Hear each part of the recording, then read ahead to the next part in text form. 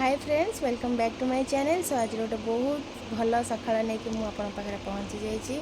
तो भगवान करंतु आज दिनटा समस्त बहुत ही भल हो। मु तो भल अच्छी आपण मैंने केमती अच्छा टिके माने गत काली अपेक्षा बहुत बेटर फिल कर।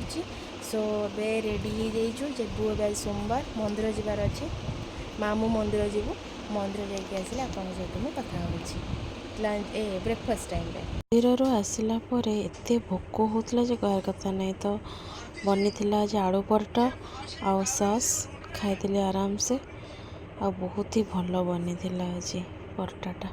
एपटे मो चिंगुड़ी को देखु आर्मी की एयरफोर्स जीव से प्रैक्टिस कर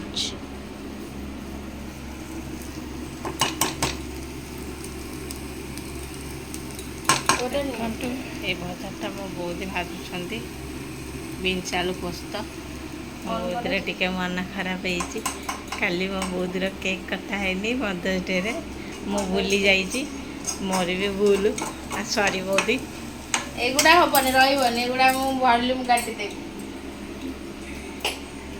आ गोटे केक करके काटिदेबा पर्सनाली एटा हूँ आज आमर लंच प्रिपरेशन शाग भजा एटा है बीन्स आलू पोस्त दही भेंडी डाली आउ भात।